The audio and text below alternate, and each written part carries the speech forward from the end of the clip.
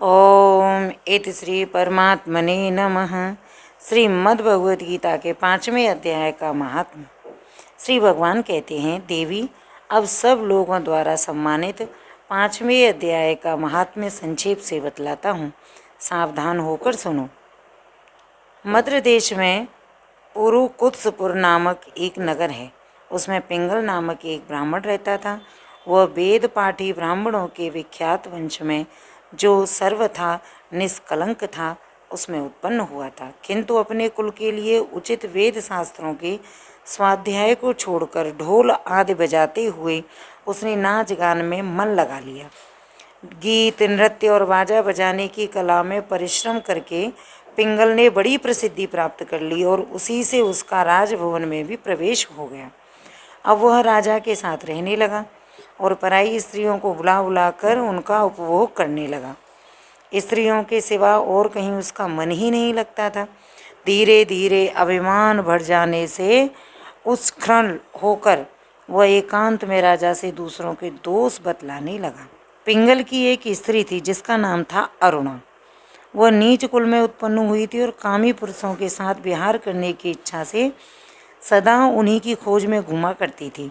उसने पति को अपने मार्ग का कंटक समझकर एक दिन आधी रात में घर के भीतर ही उसका सिर काटकर मार डाला और उसकी लाश को जमीन में गाड़ दिया। इस प्रकार प्राणों से वियुक्त होने पर वह यमलोक में पहुंचा और भीषण नरकों का उपभोग करके निर्जन वन में गिद्ध हुआ। अरुणा भी भगंदर रोग से अपने सुंदर शरीर को त्याग कर घोर नरक भोगने के पश्चात उसी वन में शुकी हुई। एक दिन वह दाना चुगने की इच्छा से इधर उधर फुदक रही थी। इतने में ही उस गिद्ध ने पूर्व जन्म के वैर का स्मरण करके उसे अपने तीखे नाखूनों से फाड़ डाला। शुकी घायल होकर पानी से भरी हुई मनुष्य की खोपड़ी में गिरी। गिद्ध पुनः उसकी ओर झपटा। इतने में ही जाल फेंकने वाले बहेलिये ने उसे भी बाणों का निशाना बना लिया। उसकी पूर्व जन्म की पत्नी शुकी उस खोपड़ी के जल में डूबकर प्राण त्याग चुकी थी। फिर वह क्रूर पक्षी भी उसी में गिरकर डूब गया। तब यमराज के दूत उन दोनों को यमराज के लोक में ले गए। वहाँ अपने पूर्व किए हुए पाप कर्म को याद करके दोनों ही भयभीत हो रहे थे। तदनंतर यमराज ने जब उनके घृणित कर्मों पर दृष्टिपात किया तब उन्हें मालूम हुआ कि मृत्यु के समय अकस्मात खोपड़ी के जल में स्नान करने से इन दोनों का पाप नष्ट हो चुका है। तब उन्होंने उन दोनों को मनोवांछित लोक में जाने की आज्ञा दे दी।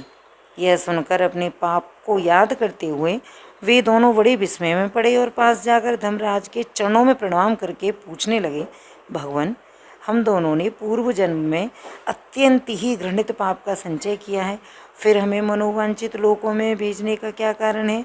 कृपया आप हमें बताइए। यमराज ने कहा, गंगा के किनारे वट नामक एक उत्तम ब्रह्मज्ञानी रहते थे। वे एकांत से भी ममता रहित, शांत, विरक्त और किसी से भी द्वेष न रखने वाले थे। प्रतिदिन गीता के 5वें अध्याय का जप करना उनका सदा का नियम था। 5वें अध्याय को श्रवण कर लेने पर महापापी पुरुष भी सनातन ब्रह्म का ज्ञान प्राप्त कर लेता है। उसी पुण्य के प्रभाव से शुद्ध चित्त होकर उन्होंने अपने शरीर का परित्याग किया था। गीता के 5वें अध्याय से जिनका शरीर निर्मल हो गया था, जो आत्मज्ञान प्राप्त कर चुके थे, उन्हीं महात्मा की खोपड़ी का जल पाकर तुम दोनों पवित्र हो गए हो। अतः अब तुम दोनों मनोवांछित लोकों को जाओ, क्योंकि गीता के 5वें अध्याय के महात्म्य से तुम दोनों शुद्ध हो गए हो। श्री भगवान कहते हैं, सबके प्रति समान भाव रखने वाले धर्मराज के द्वारा इस प्रकार समझाए जाने पर वे दोनों बहुत प्रसन्न हुए और विमान पर बैठकर बैकुंठ धाम को चले गए।